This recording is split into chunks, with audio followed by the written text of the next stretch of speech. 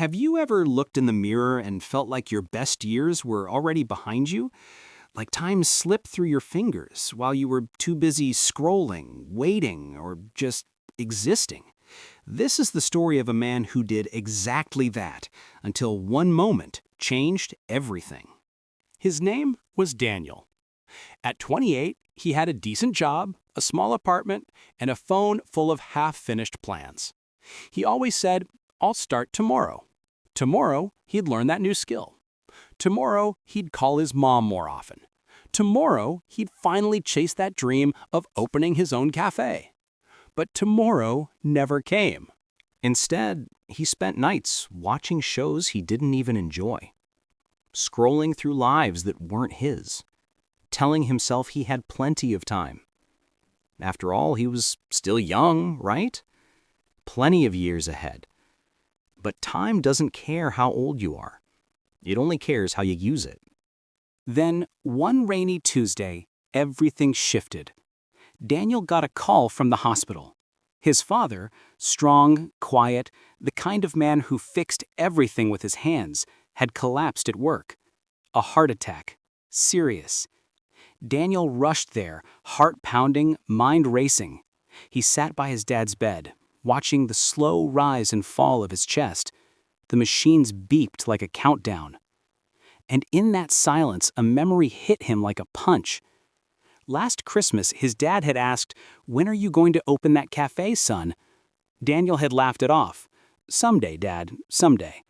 His dad just nodded and changed the subject. Now, lying there, weak and pale, his dad whispered something that shattered Daniel. "I wish I'd spent less time working and more time with you." Those words echoed in Daniel's chest, because he realized he was doing the exact same thing, wasting time on things that didn't matter, while the people and dreams he loved waited in the shadows. That night, back in his apartment, Daniel stared at his planner. Blank. Page after page. Empty. Not because he had nothing to do, but because he kept putting life on hold. He opened his laptop, scrolled through old photos, him as a kid, baking with his grandma, smiling in a flower-covered apron. That's when he knew. His dream wasn't just a dream. It was a part of him. And every day he delayed it was a day stolen from his future self.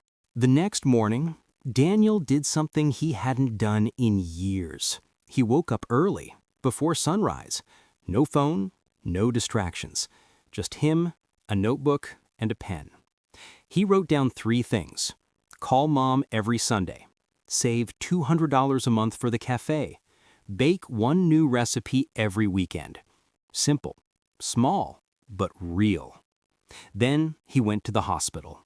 His dad was awake. Daniel didn't talk about work or bills.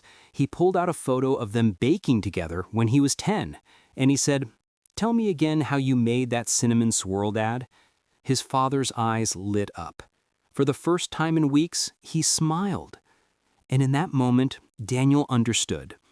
Time isn't just about big achievements. It's about showing up, fully, honestly, lovingly, while you still can. His father's eyes lit up. For the first time in weeks, he smiled. And in that moment, Daniel understood. Time isn't just about big achievements. It's about showing up, fully, honestly, lovingly, while you still can. Daniel's dad recovered, slowly but surely. And Daniel, he started small.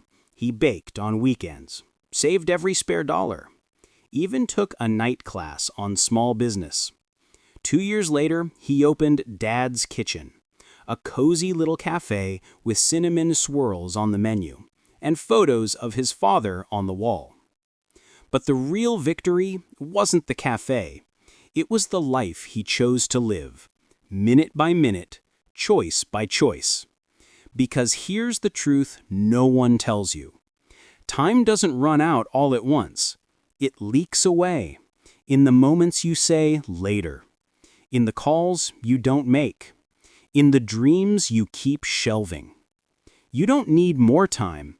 You just need to stop wasting the time you have. Look around you right now. Who's waiting for your attention? What dream keeps whispering your name? Don't wait for a crisis to wake you up. Don't wait for someday. Someday is a thief, and it's stealing your today. Start small. Start now. Call that person. Write that first sentence. Take that first step, even if it's tiny, because years from now, you won't remember the hours you scrolled. You'll remember the moments you showed up. For others, for yourself, for your life. Time is running, but it's not too late. Not yet. If this story touched you, pause for just 1 second. Ask yourself, what's one thing I've been putting off that I can do today? Then go do it. Your future self will thank you. And if you believe time is precious, share this with someone who needs to hear it. Because none of us get a second chance, but we all get a next moment. Make it count.